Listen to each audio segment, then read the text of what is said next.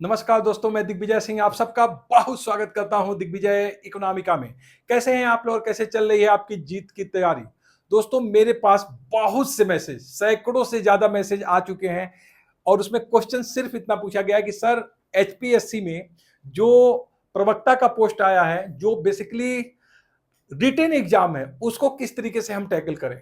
क्या हमारी स्ट्रेटजी होनी चाहिए? क्योंकि हमको एमसीक्यू करना तो आता है, लेकिन जब रिटन टाइप के क्वेश्चन आते हैं तो हम लोग नहीं कर पाते हैं। तो उसका फॉर्मेट क्या होगा, मॉडल आंसर क्या होगा, इसके ऊपर एक वीडियो बनाइए।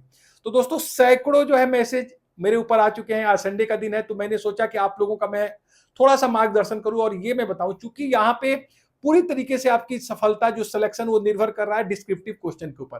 क्योंकि एमसीक्यू सिर्फ स्क्रीनिंग है, आपको सिर्फ ये एग्जाम में बैठने का हक देगा, लेकिन सिलेक्शन का जो बेस होगा वो आपका रिटन एग्जाम होगा। तो रिटन एग्जाम में आपको कैसे टैकल करना है इसके ऊपर मैं बात करूंगा और साथ ही साथ मैं कुछ मॉडल्स आंसर आपको बताऊंगा कि कैसे एग्जैक्ट इस तरीके से आप लिख के आइएगा ताकि आपका सिलेक्शन बिल्कुल हो जाए। तो दोस्तों, ध्यान से ये जो वीडियो है मेरा, इसको ध्यान से देखिएगा लास्ट तक, ताकि आपको बिल्कुल समझ में आ जाए कि डिस्क्रिप्टिव क्वेश्चन को आज के तरीके में कैसे लिखते हैं।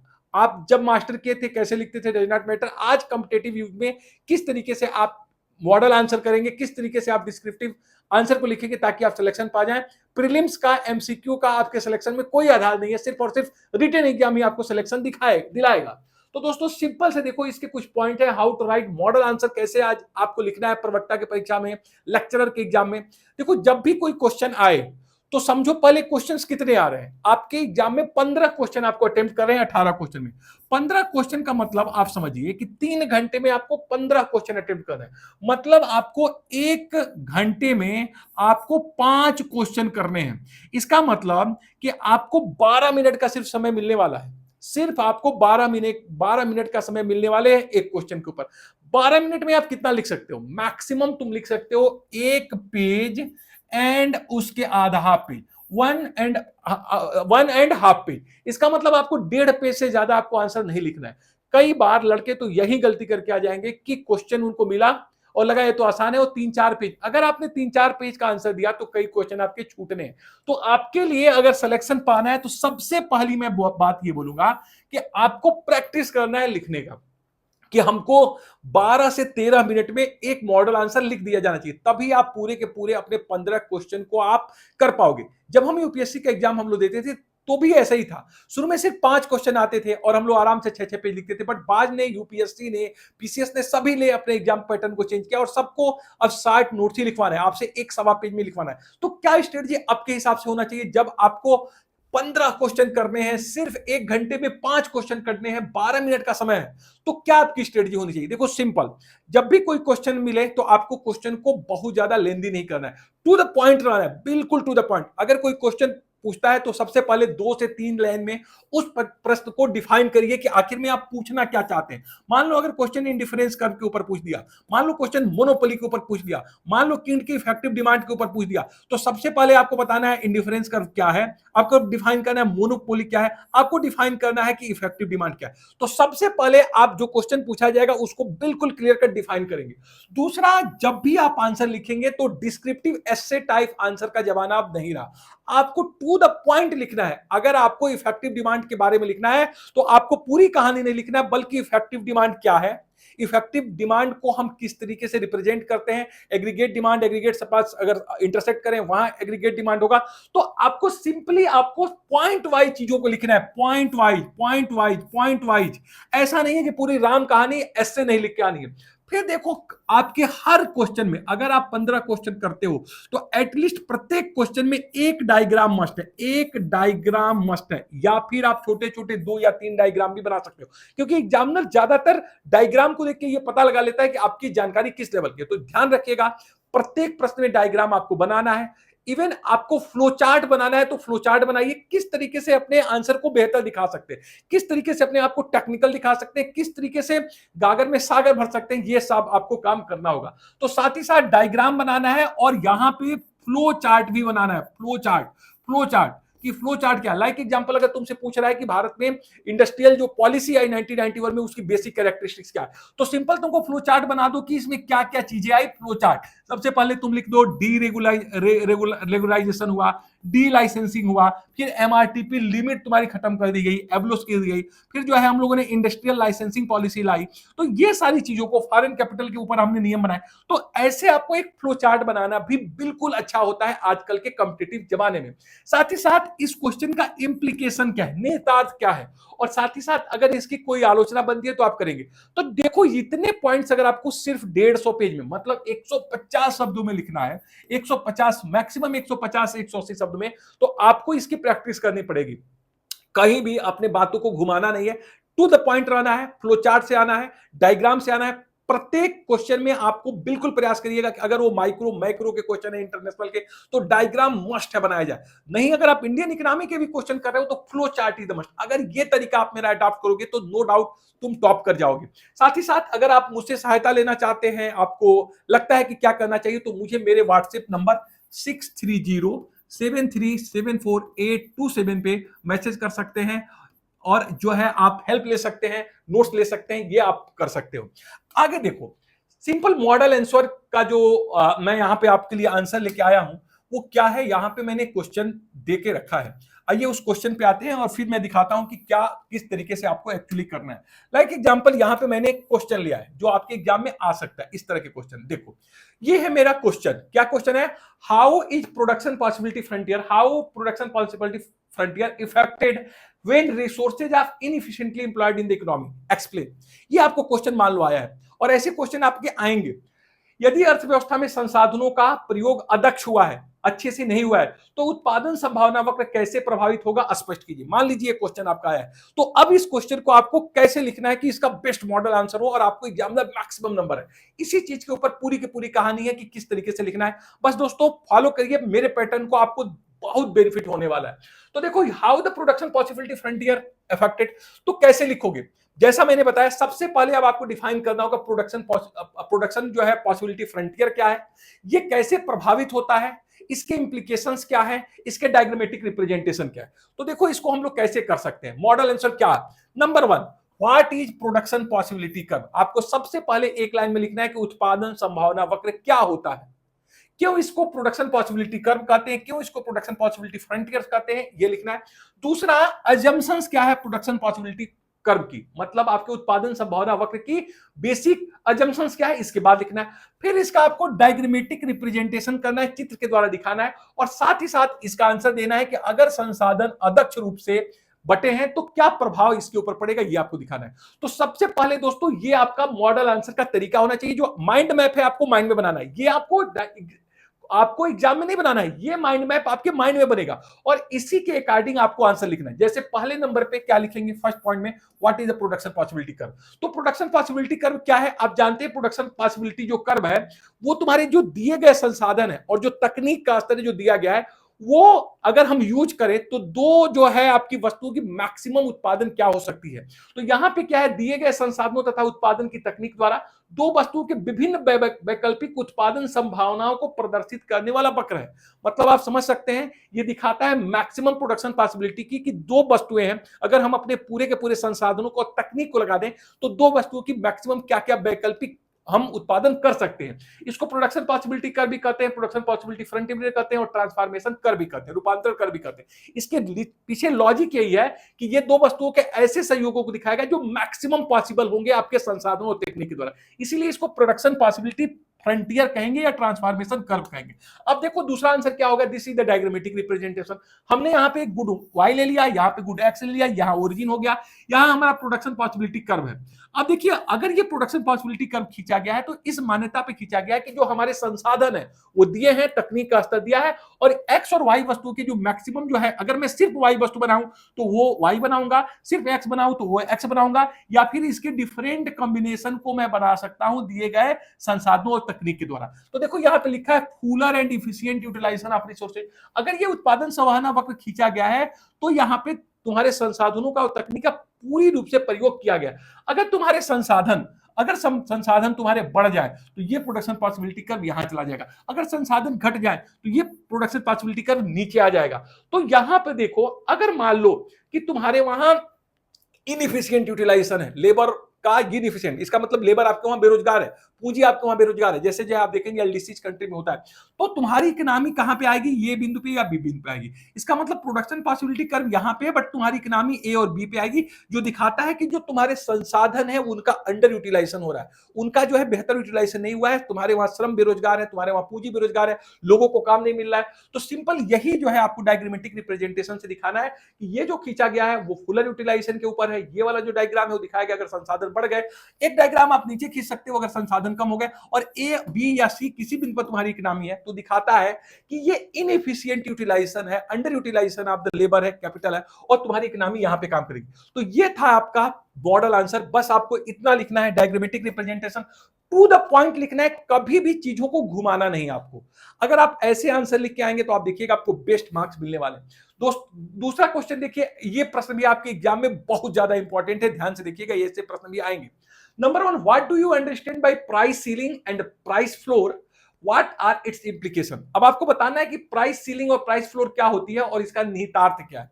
तो जैसा कि मैंने आपको बताया, सबसे पहले आपको डिफाइन करना है what is price ceiling, price ceiling होती क्या है। तो सबसे पहले क्या है प्राइस सीलिंग, आपको बताना है क्या है। यहां पे आपको क्या लिखना है, परिभाषा, क्या है प्राइस सीलिंग, और ये सिर्फ 2 से 3 लाइन में होगा, पूरी राम कहानी नहीं लिखनी है। अगर राम कहानी लिखे तो गए, आपसे बेटर अच्छा बच्चा करके आएगा, वो सिलेक्शन पाएगा।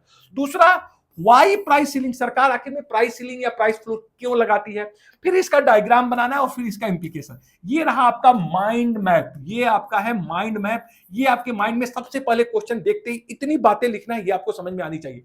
सबसे पहले क्या है प्राइस सीलिंग, फिर क्यों है, डायग्रामेटिक रिप्रेजेंटेशन, फिर इसका इंप्लीकेशन। तो दोस्तों सिंपली जब हम लोग बात करते हैं प्राइस सीलिंग का, तो देखो सिंपल क्या होता है, ये जो प्राइस सीलिंग और हम लोग फ्लोर प्राइस की बात करते हैं, एक्चुअली ये डिमांड और सप्लाई कर्व के बेसिक यूज है, इसके एप्लीकेशन है। तो यहां पे देखो, यहां पे तुम्हारे डिमांड कर्व दिखाया है, यहां सप्लाई कर्व दिखाया है, जहां पे ये एक दूसरे को इंटरेक्ट करते हैं। ये देखो, this is the market price, this is the market, तुम्हारे इक्विलिब्रियम प्राइस है, इक्विलिब्रियम प्राइस है और इक्विलिब्रियम क्वांटिटी है। लेकिन जब मैं बात करूंगा प्राइस सीलिंग की, तो देखो गवर्नमेंट ने क्या किया है, इस प्राइस को निचले लेवल पे सील किया है, यहां पे पी स्टार के ऊपर। इसका मतलब जब प्राइस सीलिंग हम लगाएंगे तो इक्विलिब्रियम प्राइस से कम प्राइस पे गवर्नमेंट ने यहां पे प्राइस आपका सेट किया है। मतलब एक्चुअल मार्केट प्राइस क्या है, ओपी, सीलिंग प्राइस क्या है, ओपी स्टार। मतलब अगर मान लो किसी चीज की प्राइस अगर आपके वहां 50 रुपया है, तो गवर्नमेंट ने उसके लिए कितना लगा दिया है, 30 रुपए। ये हो गई प्राइस सीलिंग। अब प्राइस सीलिंग क्या है, developing country like India essential product like food grain life saving medicine. जैसे आप देखिए भारत में जैसे क्या होता है कि हमारे वहां फूड ग्रेन्स है या ऐसे दवाएं हैं जो बहुत ज्यादा इंपॉर्टेंट है लाइफ सेविंग, क्योंकि यहां पे डिमांड इतनी ज्यादा है, प्रोडक्शन उतने लेवल का नहीं है, तो उनकी प्राइसेज ओपन मार्केट में बहुत ज्यादा बढ़ जाती है। लाइक एग्जांपल, कई बार आप देखते हो अनियन की प्राइस 100 रुपए केजी हो गई, टोमेटो की प्राइस 200 रुपए केजी हो गई, पल्सेज की प्राइस 250 रुपए केजी हो गया। तो गवर्नमेंट क्या करती है, प्राइस को एक मिनिमम लेवल पे, एक मिनिमम लेवल पे ले आती है। क्या करती है, यहां पे प्राइस को सील कर देती है। ओके, प्राइस को क्या करती है, सील करती है, एक इसकी लिमिट लगा देती है कि प्राइस जो है अब हम इसके ऊपर जो है नहीं ले जाएंगे, प्राइस जो है इसी लेवल पे सील करेंगे, अब प्राइस हम यहां से ऊपर की तरफ नहीं जाने देंगे, इसको कहते हैं प्राइस सीलिंग। अब प्राइस सीलिंग जब गवर्नमेंट ने लगा दी कि एक्चुअल मार्केट प्राइस मान लीजिए कितना था 50, गवर्नमेंट ने बोल दिया नहीं कि अब हम 30 के ऊपर ही इसको हम रखेंगे, दिस कॉल्ड प्राइस सीलिंग।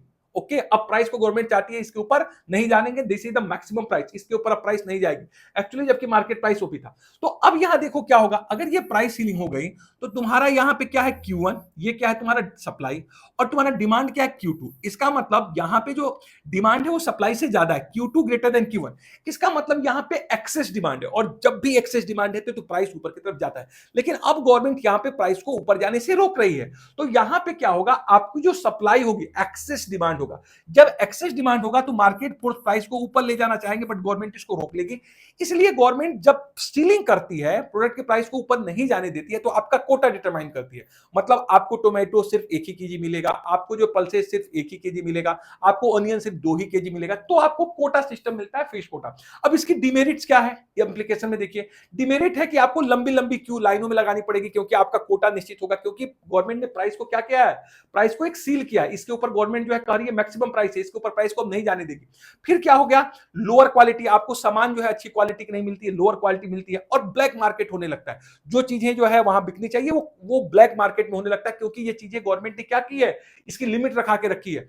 तो इसलिए इसमें प्रॉब्लमेटिक सिचुएशन भी आती है। अब इसको टैकल कैसे करें? इंप्लीकेशन है डायरेक्ट बेनिफिट ट्रांसफर। अब जब गवर्नमेंट जब देखती है ये सब दिक्कतें आ रही है तो डायरेक्ट बेनिफिट ट्रांसफर करती है और लोगों को सीधे हाथ में नगद देती है। तो इस तरीके से आप पॉइंट वाइज अगर आप लिख के आओगे तो आपका आंसर बहुत ज्यादा इफेक्टिव होने वाला है। इसी तरीके से देखो, अगर हम बात करें फ्लोर प्राइस का, फ्लोर प्राइस का मतलब क्या होता है? Floor price mean minimum of lowest price fixed by the government. एक मिनिमम प्राइस है कि प्राइस अब हम इसके नीचे नहीं, actually the market price is OP, और यहां पे गवर्नमेंट ने क्या किया, एक मिनिमम प्राइस बोल दिया कि ये तुम्हारी मिनिमम प्राइस होगी, मिनिमम प्राइस। अब मिनिमम प्राइस का मतलब हम प्राइस को इसके नीचे नहीं गिरने देंगे, कुछ भी हो जाए इसके नीचे नहीं गिरने देंगे, तो इसको हम बोलते हैं फ्लोर प्राइस। अभी आपने देखा था कि जब सीलिंग प्राइस थी तो गवर्नमेंट ने बोला मैक्सिमम प्राइस है, हम प्राइस को ऊपर नहीं जाने देंगे, टोमेटो को प्राइस को अब ऊपर नहीं जाने देंगे। यहां पे तुम्हारी सीलिंग प्राइस, अब सीलिंग प्राइस का मतलब क्या है?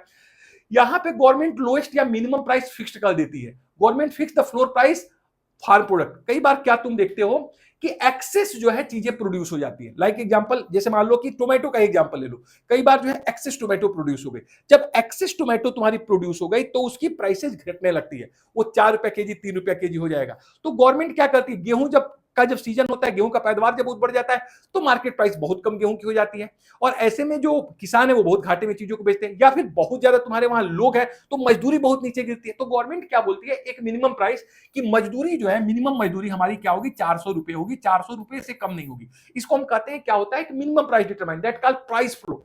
तो इसका इंप्लीकेशन क्या है, अब एक्सेस सप्लाई हो जाएगा। एक्सेस सप्लाई का मतलब क्या हो गया, क्योंकि गेहूं के सीजन में बहुत ज्यादा गेहूं पैदावार हो गया, चावल के सीजन में बहुत ज्यादा चावल का पैदावार हो गया, बहुत ज्यादा मजदूर आ गए तो कीमतें गिरती है। तो जब बहुत ज्यादा चीजें सप्लाई ज्यादा हो जाती है, क्योंकि आपने क्या किया, यहाँ पे सीलिंग लगा दिया, तो अब तुम देखो यहाँ पे सप्लाई है, यहाँ पे डिमांड है, तो यहाँ तुम्हारी सप्लाई, यहाँ पे डिमांड है, तो एक्सेस सप्लाई हो गया, चीजें ज्यादा सप्लाई हो गई, तो प्राइस क्रैश हो जाएगा। आप देखते हैं ना, टमाटर की कीमतें 10 रुपया पर केजी हो जाती है, आलू 6 रुपया पर केजी बिकता है। तो ऐसे में नेक्स्ट ईयर में फार्मर क्या बोलेगा, इस चीज को प्रोडक्शन करता ही नहीं। तुम देखते हो हमेशा होता है गार्लिक में, जब कीमतें घट जाती है तो अगले साल फार्मर बोता ही नहीं और गार्लिक की प्राइसेज आसमान छूने लगती है। तो गवर्नमेंट ऐसे में क्या करेगी, मिनिमम सपोर्ट प्राइस लेके आती है, कि कहती है कि देखो ये एमएसपी है, ये मिनिमम प्राइस है, इसके नीचे हम कीमतों को नहीं गिरने देंगे। अब हम क्या देंगे, 2250 रुपए गेहूं देंगे, इसके नीचे प्राइस को गिरने नहीं देंगे। तो गवर्नमेंट क्या लिखती है, this is the example of floor price MSP, और गवर्नमेंट क्या करती है, बाई कर लेती है गेहूं को, सरसों को, और बफर स्टॉक बना देती है। तो इससे देखिए, ये जो है लोगों को बचाने का एक तरीका है। गवर्नमेंट जो है प्राइस फ्लोर करती है, प्राइस सीलिंग, और ये इंप्लीकेशन है डिमांड एंड सप्लाई का। तो सिंपल आपको राम कहानी नहीं लिख के आना है, टू द पॉइंट लिखना है, किस तरीके से क्या होगा उसको पॉइंट वाइज लिख के आना है, डायग्राम जरूर बनाना है, आपको अच्छे नंबर मिलेंगे।